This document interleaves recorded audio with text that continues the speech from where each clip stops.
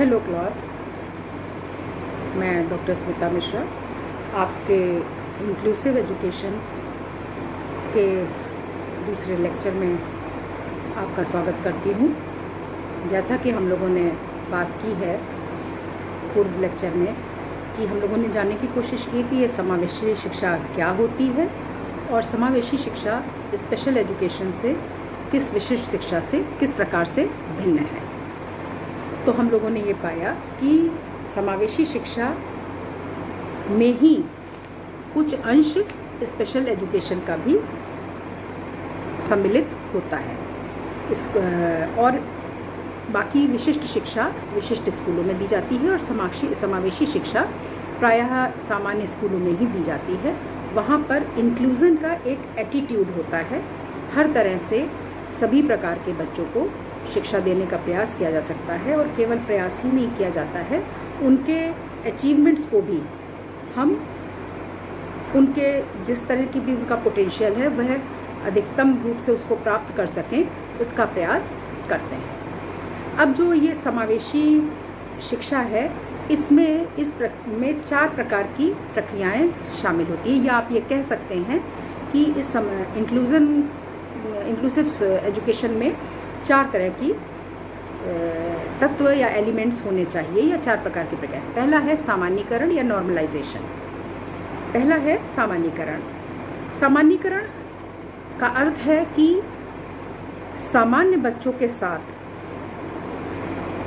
विशिष्ट आवश्यकताओं के बच्चों को भी, जिनकी की कुछ आवश्यकताएं थोड़ी सी सामान्य बच्चों से इतर भी हैं, उनको सामान्य वातावरण में सामान्य पाठ्यक्रम सबके साथ सही शिक्षण विधियों से या सामान्य शिक्षण विधियों से, जिसमें सभी बालक पढ़ाए जा रहे हैं, एक साथ पढ़ाया जाए और उनको अधिकतम उनके विकास का प्रयास किया जाए, जिससे कि जब समाज में विभिन्न धारा से आकर बच्चे हों और एक समाज बनाएं तो उनमें किसी तरह के भी आपस में वैमनस्यता या किसी तरह की भी आपस में खाई ना हो, ना किसी में किसी तरह का कोई कॉम्प्लेक्स हो। ये होती है सामान्यीकरण की प्रक्रिया। प्लस इसके बाद आता है डी इंस्टीट्यूशनलाइजेशन, संस्था रहित शिक्षा। संस्था रहित शिक्षा का क्या अर्थ है कि इसमें बालक कहीं से भी आ सकता है। संस्था रहित शिक्षा में अधिक से अधिक बालक सम्मिलित होते हैं। इनकी शिक्षा का प्रबंध संस्था में ही होता है, लेकिन उनका जो कहना चाहिए विभिन्न आवश्यकता या वैरायटी या आप कह लीजिए डाइवर्सिटी उनमें होती है हर तरह की। वो हर तरह का बच्चा किसी विशिष्ट प्रकार के स्कूल में ना पाकर ये एक तरह से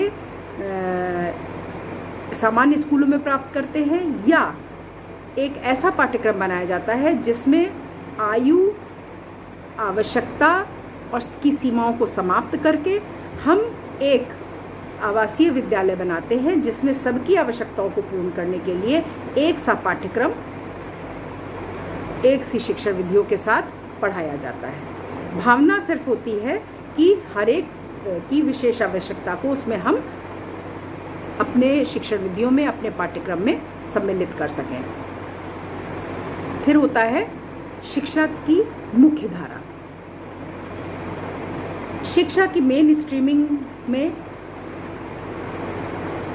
का मतलब ये होता है कि सभी धाराओं से, सभी चाहे वो मार्जिनलाइजेशन के हों या सामाजिक रूप से एक्सक्लूजन वाले बच्चे हों, या किसी हर तरफ से बच्चों को लाकर उनको मुख्य धारा में सामान्य बच्चों के साथ सम्मिलित करना, जिससे कि वह जब एक देश के नागरिक बनकर तैयार हों तो एक प्रकार की भावना से तैयार हों और उनके दिमाग में जो विश्वास हो वो केवल अपने लिए ना होकर एक समुदाय और समाज को देखते हुए वह तैयार हो। और चौथा है इंक्लूज़न। चौथी क्या है प्रक्रिया? इंक्लूज़न। ये है कि इस इंक्लूज़न का अर्थ है कि हम अधिकतम बच्चों को, अधिकतम लोगों को इंक्लूड करें अपनी शिक्षा प्रक्रिया में, जिससे कि वह सामाजिक और देश के प्रति जो प्रोडक्टिविटी है हमारी, उसमें एक सा योगदान कर सकें। जब हमारा समाज, हमारा देश विभिन्न प्रकार के लोगों से मिलकर बनता है, तो ये भी आवश्यक है कि वो बच्चे भी आगे अपने योगदान में भी कहीं से पीछे ना रहें। अपनी प्रतिभा के अनुसार, अपने गुणों के अनुसार वह सामाजिक रूप से अपना योगदान कर सकें और देश की प्रोडक्टिविटी को बढ़ा सकें। समावेशी शिक्षा में सामान्य शिक्षा से या विशिष्ट शिक्षा से इतर क्या विशेषताएं हैं, इनके विषय में भी जानना आवश्यक है, क्योंकि यदि हम किसी चीज़ को परिभाषित करना चाहते हैं तो ये अत्यंत आवश्यक है कि हम उसकी परिभाषित करने के साथ साथ उसकी विशेषताओं को भी बताएं, जिससे कि हम उसकी परिभाषा को अच्छे से, उसके कॉन्सेप्ट को समझ सकें।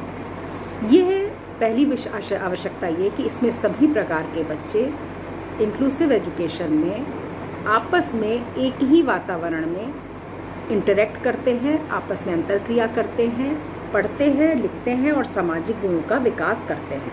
शिक्षा प्राप्त करने के साथ साथ जो सामाजिक गुण, सामाजिक विकास होता है, वह जब एक स्थान पर होता है, तो जब वो वहाँ से जो बच्चे बड़े होकर नागरिक बनते हैं, तो वो एक प्रकार के समाज के नागरिक होते हैं। तो सामान्य बच्चों के साथ साथ स्वस्थ वातावरण में वो अंतर्क्रिया करके विकसित होते हैं और वो उनके लिए बाहर सामाजिक स्तर पर, हर स्तर पर सहायक होता है।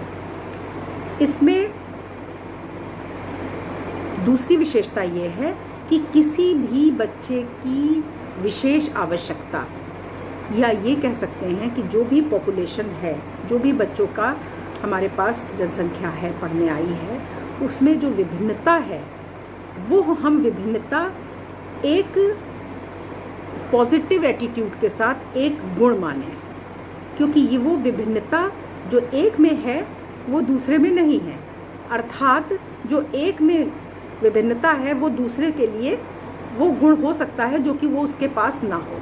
तो जब हम उसकी, जैसे हमने आपको अपने पूर्व लेक्चर में बताया था कि विभिन्नता का जश्न मनाना, celebration of diversity. Celebration of diversity का मतलब ये होता है कि हम, एक आपको बहुत छोटा उदाहरण देते हैं कि यदि अच्छा बुरा ना होता तो अच्छा क्या है हम नहीं समझ पाते, या रात ना होती तो हम दिन को महत्व को नहीं समझ पाते, काला रंग ना होता, सांवला रंग ना होता तो हम गोरा रंग क्या होता है, सफ़ेद क्या होता है ये ना समझ पाते, यदि काला ना बना होता। तो ये आवश्यक है कि जो प्रत्येक व्यक्ति की विभिन्नताएं हैं उनको हम गुण माने और उसका उपयोग एक स्वस्थ समाज की नींव रखने में करें। करना क्या है, इंक्लूसिव एजुकेशन में हमें प्रत्येक तरह की विशिष्ट आवश्यकता और प्रत्येक तरह के बालक को पढ़ाकर उसके समुचित विकास करना है। समुचित विकास हो जाने के बाद हर व्यक्तित्व अपने में यूनिक होता है, ये हम सब जानते हैं। यदि वो यूनिक होगा तो उसके अंदर जो गुण होंगे वो समाज के लिए हितकारी होंगे, स्वस्थ समाज का निर्माण होगा। और यही अगर उसकी विभिन्नता उसके गुण की तरह नहीं, अवगुण की तरह बढ़ती है या गलत दिशा की ओर बढ़ती है, तो वो सामाजिक विध्वंस का कारण बनती है।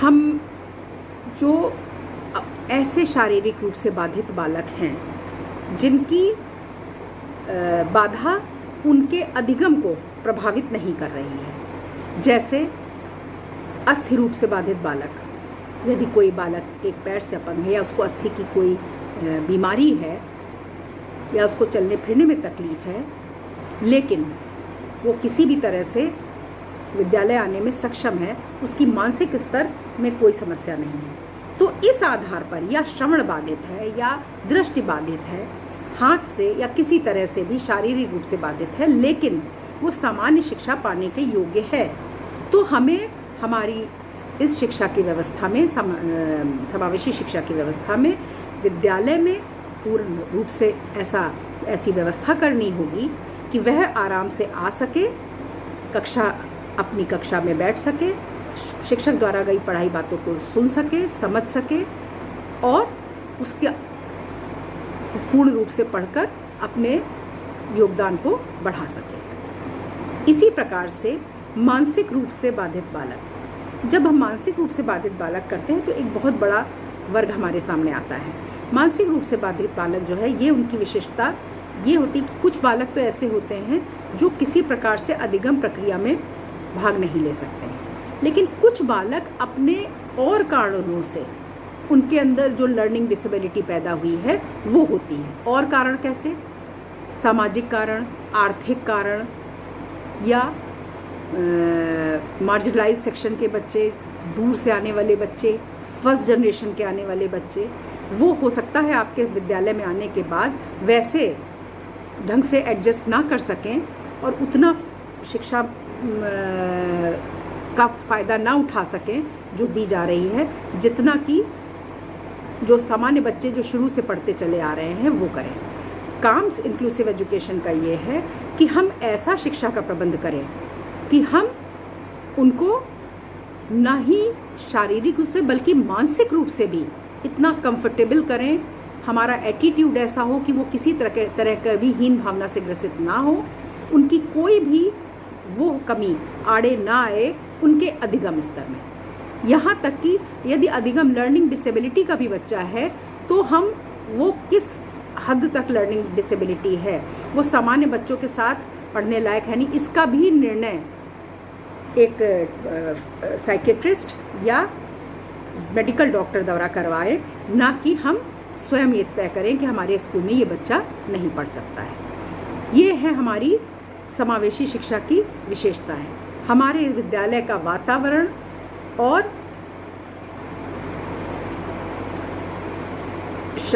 भौतिक और सामाजिक और मानसिक वातावरण ऐसा होना चाहिए कि हर प्रकार का बच्चा जो कि अधिगम की योग्यता रखता है वो अधिगम प्राप्त कर सके। दूसरी समावेशी शिक्षा का एक विशिष्टता है जो कि ध्यान रखने योग्य है और जिसकी वजह से ही इसको हम सबका पढ़ना, पढ़ाना और जानना और प्रत्येक व्यक्ति का जानना आवश्यक है, क्योंकि शिक्षा का प्रबंध सरकार करती है, फिर निजी स्तर पे किया जाता है तो उसमें सरकार का प्रयास रहता है, निजी स्तर पर निजी मैनेजमेंट का प्रयास रहता है, इसके पश्चात उसके जो उसकी इंफ्रास्ट्रक्चर और प्लस जो वहाँ पे पढ़ाने वाले शिक्षक, वहाँ का प्रिंसिपल, वहाँ का ऑफिस एम्प्लॉय, ये सब होते हैं। समावेशी शिक्षा में केवल विद्यालय, शिक्षक और शिक्षा नहीं,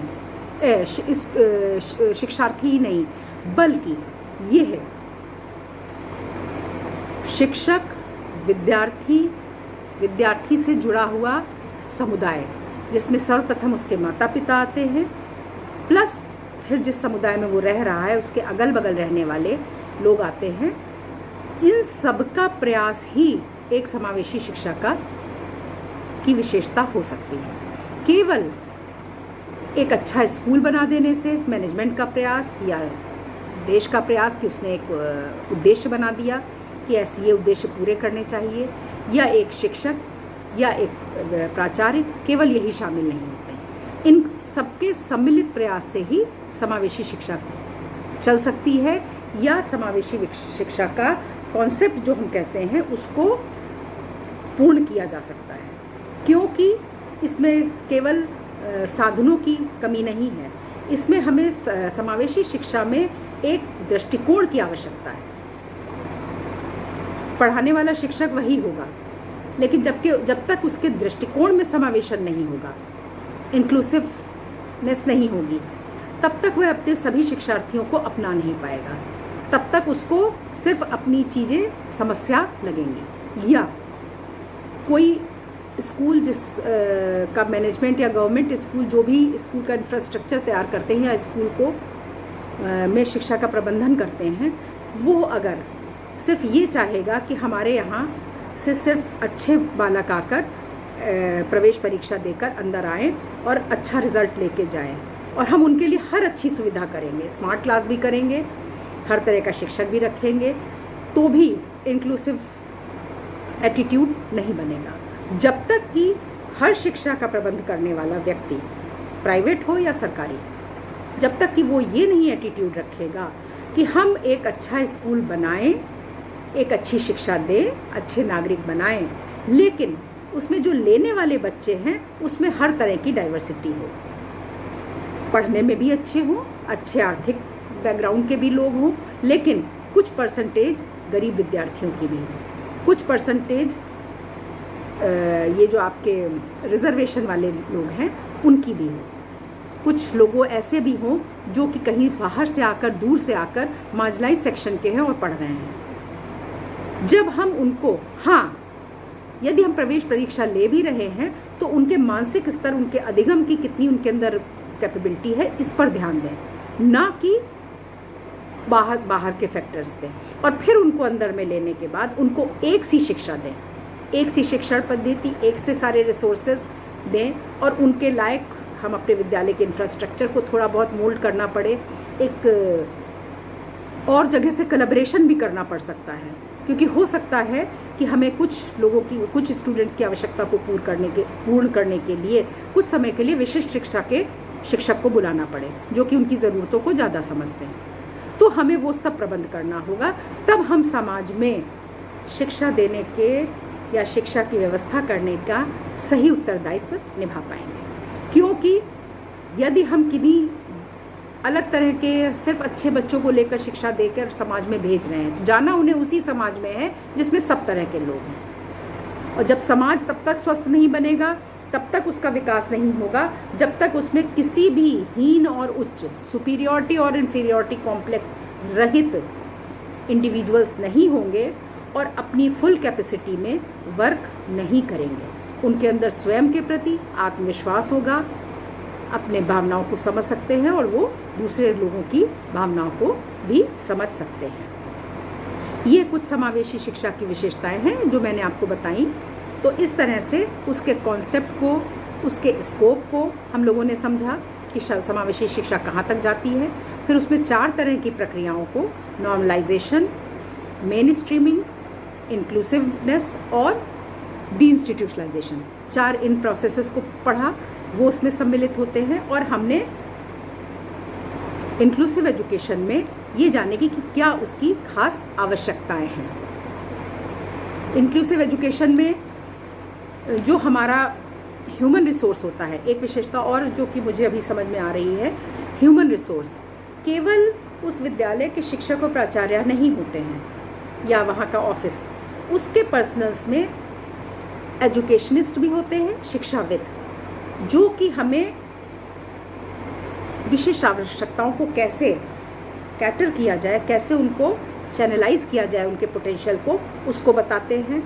साइकोलॉजिस्ट भी होते हैं, जो कि हमें मेडिकल डॉक्टर भी हो सकते हैं, काउंसलर्स भी होंगे, और कुछ विशिष्ट योग्यता वाले, जैसे कि हम उदाहरण की तरह बताएं, कम्युनिकेशन स्किल्स, जैसे बच्चों को कभी कभी जो बोलने में बाधाएं होती हैं, जैसे स्टैमर करना, सुनने में बाधाएं होती हैं हल्की फुल्की, जैसे ऊंचा सुनना, इसकी वजह से कभी कभी हीन भावना होने के कारण या कक्षा में पूरी बात समझ ना कर पाने के कारण वे पीछे रह जाते हैं।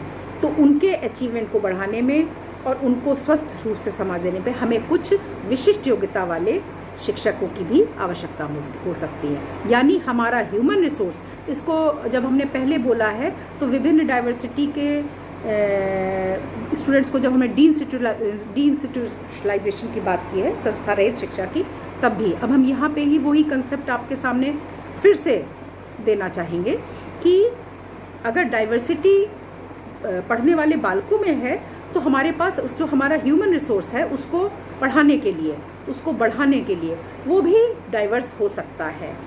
और उन सबको एक जगह इकट्ठा करना, या वो पूर्णकालिक रूप से हो या अंशकालिक रूप से हो, उससे मतलब नहीं।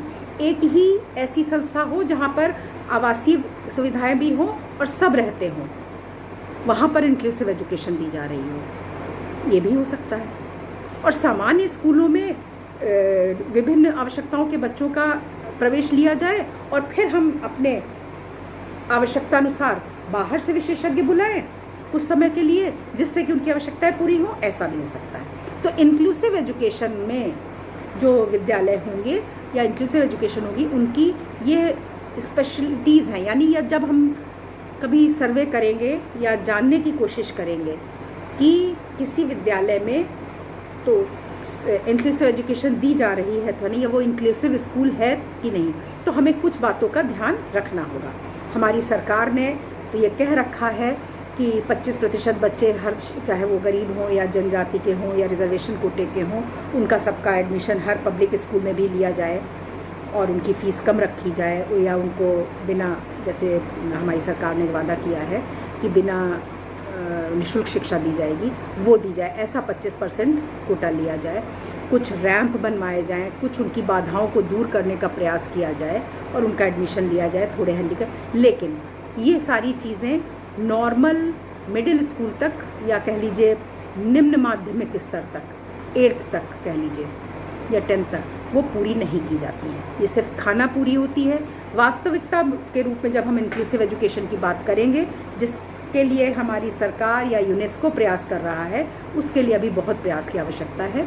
और बीएड के पाठ्यक्रम में इसको शामिल करने का अर्थ अभी सिर्फ एक दृष्टिकोण विकसित करना है कि पहले शिक्षक स्वयं इस बात के लिए तैयार हो कि हमारे सामने जो भी बच्चा किसी भी आवश्यकता का आएगा, मैं उसकी सभी आवश्यकताओं पूरा करूँगा। ऐसे ही नहीं गुरु को गोविंद के बराबर कहा गया है, इसलिए हमारा ये जानना उचित है। तभी हम इससे संबंधित अपने विचारों को आगे बढ़ा सकते हैं और ऊपर से आई पॉलिसीज़ को हम पूरा करने की हिम्मत कर सकते हैं। इसके पश्चात अब मैं आपको इंक्लूसिव एजुकेशन में बताना चाहूँगी कैरेक्टरिस्टिक्स, कैसे आप समझेंगे कि ये बच्चा बाधित है।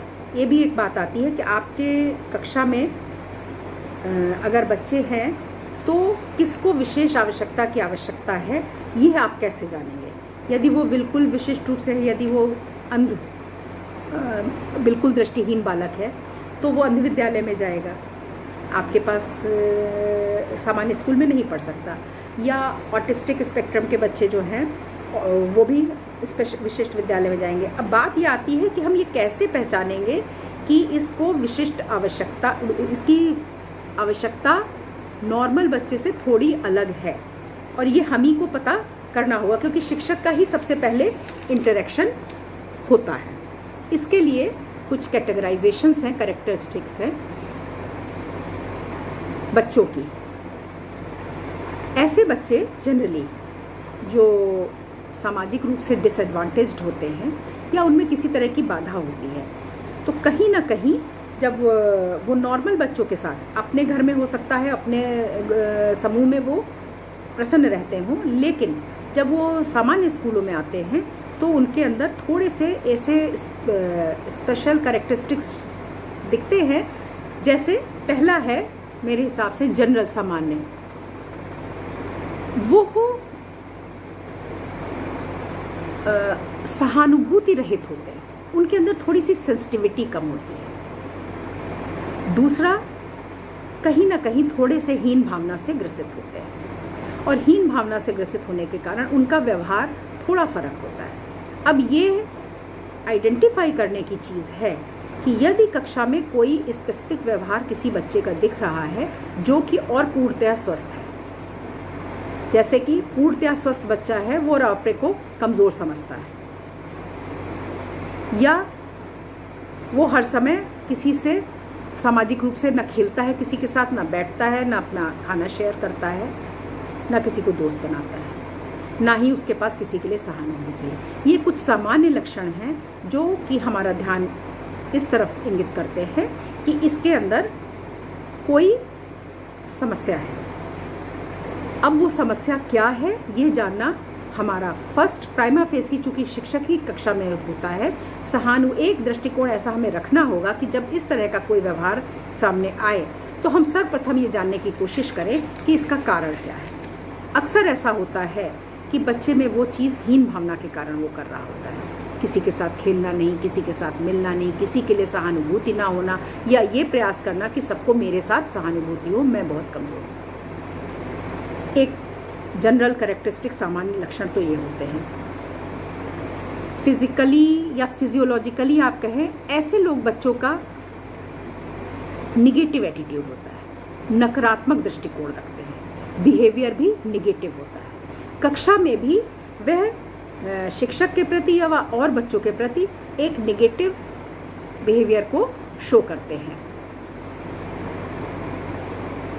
ऐसे बच्चों को आप पाएंगी कि उनको प्रायः, ये फिजिकल कैरेक्टरिस्टिक है, उनको प्रायः ही जुखाम रहता है, प्रायः जुखाम रहता है या दांतों की कोई ना कोई बीमारी होती है।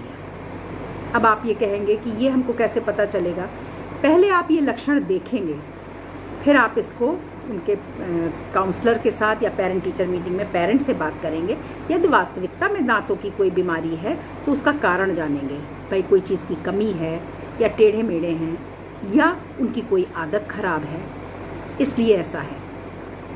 तो दांतों की बीमारी या पूरे टाइम जुकाम रहना, प्लस हार्मोनल संवेगात्मक अस्थिरता थोड़ी सी होगी उनके अंदर, ज़रूरत से ज़्यादा गुस्सा हो जाना, ज़रूरत से ज़्यादा डिप्रेस रहना, क्योंकि अक्सर ऐसा अंदर के हार्मोन्स के इम्बैलेंस के कारण होता है। ये फिजिकल कारण है, दांतों की बीमारी, पूर्ण टाइम जुकाम रहना, टॉन्सिलाइटिस रहना, निगेटिव एटीट्यूड रहना, उदासी रहना, और जैसा कि हमने बताया आपको, इम्बैलेंस ऑफ हार्मोन्स की वजह से संवेगात्मक रूप से पूर्ण रूप से संतुलित ना होना।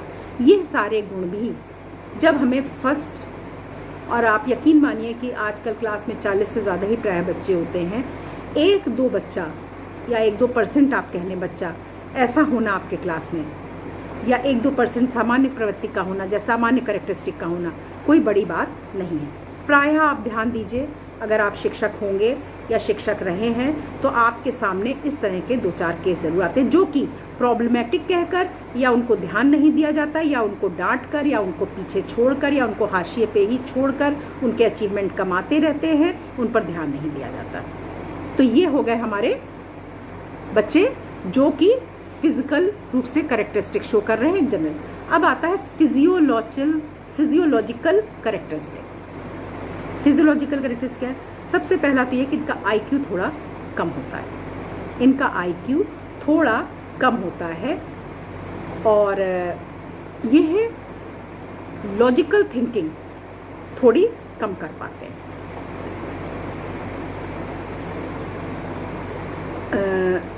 प्रायः ये नर्वस रहते हैं, ये हम फिजियोलॉजिकल रीज़न है। एंग्जाइटी होती है, सेल्फ ऑब्सेशन होता है, ये कुछ शब्द हैं, इनके बारे में हम समझा भी देंगे और आप स्वयं भी पढ़ सकते हैं, और नोट करना चाहें तो कक्षा में अपने इस व्याख्यान के समय नोट भी कर सकते हैं कि IQ का कम होना, लॉजिकल थिंकिंग की लैकिंग होना या उसका अभाव होना, सैडिस्टिक मेंटेलिटी होना, दूसरे के प्रति क्रूर भावना, सैडिस्टिक मेंटेलिटी होना, सेल्फ ऑब्सेशन होना, एंग्जाइटी रहना, नर्वसनेस होना, ये सारे फिजियोलॉजिकल रीज़न हैं। अब आप कहिए कि यदि उस बच्चे का IQ कम है तो वो मेरे पास आया कैसे और हम उसको क्या पढ़ाएंगे? हमारा कहने का अर्थ ये है कि आप ये देखेंगी कि IQ कम कितना कम है, वो बिल्कुल लर्निंग डिसेबिलिटी के नीचे जा रहा है, या वो ऑटिस्टिक स्पेक्ट्रम में आ रहा है, कि वो बिल्कुल मंद बुद्धि है। हाँ, हो सकता है स्लो लर्नर हो, थोड़ा बैकवर्ड हो, और थोड़े प्रयास के साथ, थोड़े एक्स्ट्रा प्रयास के साथ वो मेन स्ट्रीम में शामिल हो सके, या दूसरे शब्दों में आप कह सकते हैं कितनी दूर तक वो मेन स्ट्रीम में जा सकता है। जब लॉजिकल थिंकिंग की ज़रूरत आएगी बड़े क्लासेस में, तब उसको विशिष्ट एजुकेशन की ज़रूरत पड़ सकती है। लेकिन स्टार्टिंग में अल्फ़ाबेट पढ़ने में या थोड़े बहुत सब्जेक्ट पढ़ने में अगर वो स्लो लर्नर भी है, थोड़ा सा IQ कम भी है, थोड़ा देर से याद कर पाता है, थोड़ा कम देर उसका अटेंशन स्पैन है, तो हम उसके साथ कोऑपरेशन करें या दूसरे बच्चों के साथ उसका कोऑपरेशन कराएं। ये भी एक तरीका होता है। अभी हम आगे पढ़ेंगे कि इसकी क्या क्या टेक्निक्स हैं समावेशी शिक्षा की, तो हम ये देखेंगे कि बहुत सारी टेक्निक्स ऐसी हैं जो हम अपना सकते हैं, और इनके फिजियोलॉजिकल रीजंस को एक लिमिट तक, यानी जहाँ तक वो अपने बेसिक एजुकेशन पा सकते हैं, जहाँ जितनी दूर तक हमारे साथ चल सकते हैं मेन स्ट्रीम में, कम से कम उनके अंदर वो हीन भावना तो नहीं रहेगी। ये बात ध्यान देने की है। इंक्लूसिव एटीट्यूड का मतलब ये होता है कितनी दूर तक वो हमारे साथ चल सकता है। अब आप ऐसे समझिए, हम आपको एक उदाहरण देना चाहेंगे, अभी मेरे ख्याल में आया। यदि आपके साथ आप 4 दोस्त कहीं जा रहे हैं, या आप 4 परिवार के लोग हैं, या 4 भाई बहन हैं, या कल को आपके माता पिता आपके साथ कहीं घूमने जाते हैं, तो सबकी चाल एक सी नहीं होती है। माता पिता थोड़ा धीमे चलते हैं, और कभी कभी ऐसा होता है कि 4 एक से लोग गए हों, दोस्त या भाई बहन, लेकिन बाहर जाकर रास्ते में उनके साथ कोई समस्या हो जाती है, किसी मिशन पे गए, किसी प्रोजेक्ट में हम गए और कोई समस्या, तो क्या आप उनको पीछे छोड़ देंगे? नहीं ना। एक लिमिट तक, जितनी दूर तक वो हमारे साथ हो सकेंगे उतनी दूर तक हम उनका साथ देंगे, अपना नुकसान किए बिना। और विद्यालय और शिक्षक तो साथ के लोगों को छोड़ दीजिए, हम लोग तो सिर्फ इसलिए हैं कि उनका साथ ही देना है जितनी दूर तक भी दे सकें ज्ञान के अर्जन में। तो ये फिजियोलॉजिकल रीज़न, ये जनरल कैरेक्टरिस्टिक और ये फिज़िकल कैरेक्टरिस्टिक जितनी दूर तक हम दूर करके जितनी दूर तक उनका विकास कर सकते हैं, तो एक स्वस्थ समाज की नींव पड़ जाएगी। बाद में अगर किसी को स्पेशल कुछ नीड्स हैं तो नेचुरली वो वैसी ही शिक्षा प्राप्त करेगा। हर बच्चा विशिष्ट स्कूल नहीं जाता है, हो सकता है क्यों कम हो, वो थोड़े दिनों बाद मैकेनिक का काम सीखने लगे, मैकेनिकल इंजीनियर ना बन पाए, लेकिन एक बेसिक शिक्षा तो उसको मिल जाएगी। और समाज का हर सदस्य शिक्षित हो, इसके लिए इंक्लूसिव एजुकेशन है। जिस निःशुल्क शिक्षा की बात करते हैं हम संविधान में, ये उसके लिए इंक्लूसिव एजुकेशन है। इसके बाद तो आईआईटी में भी जाने के बाद कोई मैकेनिकल, कोई इलेक्ट्रिकल और अपने अपने इंटरेस्ट की चीज़ें पढ़ते हैं, तो बाद में जाने के बाद, लेकिन एक बार व्यक्ति शिक्षित हो गया बेसिक रूप से, तो उसकी सोचने की प्रवृत्ति बदल जाती है, उसका कार्य करने का तरीका बदल जाता है। इसके बाद होता है कुछ एजुकेशनल रीज़न भी होते हैं जो बार बार शिक्षक के सामने आते हैं, तो हम उनके कैरेक्टरिस्टिक्स को पहचान सकते हैं। एकेडमिक अचीवमेंट का कम होना। देखिए, अगर किसी बच्चे का लगातार 1-2 साल या हर टेस्ट में, कभी हो सकता है वो बीमार पड़ गया तो अचीवमेंट कम हो गया, उसको नहीं, लेकिन हम ये देखें कि ये बराबर आता भी है, ये बराबर प्रयास भी करता है, इसके पेरेंट्स भी इस पर ध्यान दे रहे हैं, लेकिन इसका अचीवमेंट कंसिस्टेंटली कम है। इस जगह पर आकर उसके हम मानेंगे कि जो एजुकेशनल अचीवमेंट, तब हम ये जानने का प्रयास करेंगे कि इसके ये अचीवमेंट कम क्यों है। अचीवमेंट कम होने के कितने कारण हो सकते हैं, क्योंकि हमें मालूम ना हो, विषय का और कोर्स बढ़ गया हो और आईक्यू कम हो। दूसरा, दूर बैठा हुआ बच्चा देख ना पा रहा हो, ये ध्यान से हमारी बात को सुनने और समझने के योग्य ना हो, इसको हार्ड ऑफ हियरिंग हो। ऐसे में बच्चा दुबक के पीछे बैठ जाता है, वह अपनी कमी को खुद नहीं समझ पाता है, बल्कि बार बार उसको टोके, क्या सुनते नहीं हो, क्या तुम्हारा ध्यान यहाँ नहीं है, क्या घर में सो के नहीं आए हो। इस तरह की चीज़ों से उसके दिमाग में एक हीन भावना आ जाती है। तो बजाय वो शिक्षक से और शिक्षा के साथ एक जो हमारा विषय वस्तु के साथ और शिक्षक के साथ अंतर क्रिया होती है, जिसके द्वारा हम ज्ञान अर्जन करते हैं, अधिगम करते हैं, वो प्रक्रिया बाधित हो जाती है, तो एजुकेशनल अचीवमेंट कम हो जाता है। 1-2 रीज़न और हैं। कभी कभी शिक्षक का व्यवहार किसी स्पेसिफिक सब्जेक्ट के प्रति उदासीन बना सकता है, और शिक्षक का व्यवहार किसी बच्चे के शिक्षा के प्रति पूर्ण नज़रिए को बदल सकते हैं। हमें आपको नहीं मालूम कि हमारे आपके अंदर, हमारे आपके बोलने के ढंग में या व्यवहार करने के ढंग में कोई कारण ऐसा हो सकता है। तो यदि कोई बच्चा एक्सेप्शनली शिक्षक के प्रति या किसी विषय के प्रति अपनी घृणा कह लीजिए या अपना उपेक्षा उसकी कर रहा हो, तो ये ध्यान देने का विषय है कि कहीं ये बच्चा, इस बच्चे का इंक्लूसिव प्रोसेस जो है उसमें तो बाधा नहीं आ रही है। देखिए, हमें अपने में मिलाना है। ये भी बात सत्य है कि यदि जो चीज़ मिलने वाली होगी जिस हद तक, तभी मिलाएंगे, लेकिन हमारा वो प्रयास होना चाहिए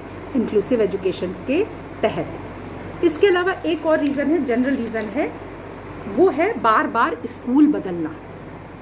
सुनने में नहीं समझ में आता है, लेकिन कभी कभी पेरेंट्स, अभिभावक अपनी किसी परेशानी के कारण और कभी कभी आर्थिक सामाजिक परेशानियां भी हो सकती हैं, या जीविका से संबंधित परेशानियां भी हो सकती हैं, या कोई भी परेशानी हो सकती है, उससे बच्चों का स्कूल बार बार बदलते हैं।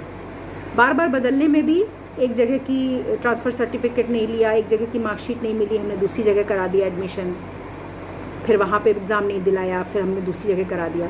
ऐसा बच्चा अक्सर हीन भावना से ग्रसित हो जाता है, क्योंकि वो हर नए स्कूल में जाकर एडजस्ट होने की कोशिश करता है, और जब एडजस्ट हो जाता है तो वहाँ से निकाल लिया जाता है। तो उसके अंदर एक लर्निंग कैपेबिलिटी में बाधा उत्पन्न होती है, ना चाहते हुए भी। वैसे और भी तमाम कारण हो सकते हैं, क्योंकि आप ये जानते हैं कि हर व्यक्ति में एक व्यक्तिगत भिन्नता है, लेकिन हम एक जनरल पॉपुलेशन को लेके चले हैं। उनमें अगर हमें इस तरह के कैरेक्टरिस्टिक दिखाई देते हैं तो हमको ध्यान देने चाहिए कि इस कैरेक्टरिस्टिक का कारण क्या है, और इस कारण को हम कहाँ तक स्वयं प्राचार्य से कहकर और टीचर्स के साथ मिलकर, या बाहर से रिसोर्सेज को उपयोग करके, या फिर अंत में डॉक्टर, साइकेट्रिस्ट, पेरेंट्स सबसे सहयोग लेकर कहाँ तक दूर कर सकते हैं। यदि कर सकते हैं तो वो हमारी मेन स्ट्रीम में शामिल हो जाएगा, हमारी भावना ऐसी होनी चाहिए। परंतु फिर भी एक चीज़ और ध्यान देने की है, कुछ यही कैरेक्टरिस्टिक्स जब एक्सट्रीम में हो जाते हैं तो वो इंक्लूसिव एजुकेशन पैटर्न में दूसरे बच्चों के लिए नुकसानदेह होने लगते हैं, और जब वो दूसरे की अधिगम को या दूसरे की पढ़ाई को करते हैं, नुकसान या बाधा पहुंचाने लगते हैं, तो हमारा वो ग्रेव कंसर्न का रीज़न होता है। क्योंकि इंक्लूसिव एजुकेशन में सबके अचीवमेंट को बढ़ाने का और सबके विकास की बात की गई है, ना कि किसी की वजह से किसी के विकास में बाधा हो।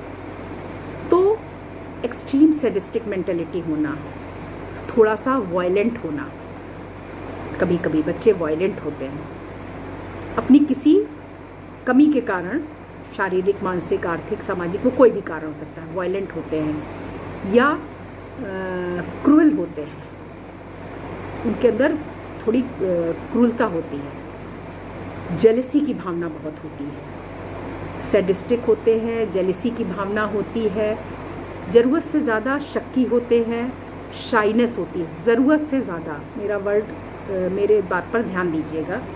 इनमें से जब कोई भी चीज़ सीरियस हो जाती है तब हमारा ध्यान, तब वो उनके बिहेवियर दूसरों को बाधित करते हैं, तब भी हमारा ये धर्म होता है कि उनके अभिभावकों, साइकेट्रिस्ट, मेडिकल, डॉक्टर, इनके द्वारा हम उनकी समस्या को जानें और फिर उनको जो सहायता विद्यालय से बाहर आवश्यक है वो दें। तब वो हमारे इस विद्यालय के मेन स्ट्रीम से थोड़ा अलग किए जाते हैं, लेकिन उसका वजह होता है उनको इतनी ज़्यादा केयर की आवश्यकता होती है कि उनको विशिष्ट विद्यालय में भेजना या विशिष्ट वातावरण में भेजना ही उनके लिए भी और सबके लिए उपयोगी होता है। ये हो गए इंक्लूसिव एजुकेशन के कैरेक्टरिस्टिक्स। इसके पश्चात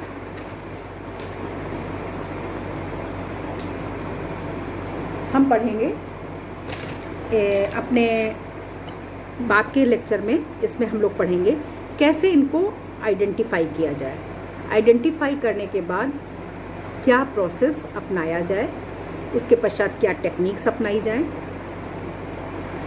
इनके बारे में हम अपने दूसरे व्याख्यान में पढ़ेंगे। धन्यवाद।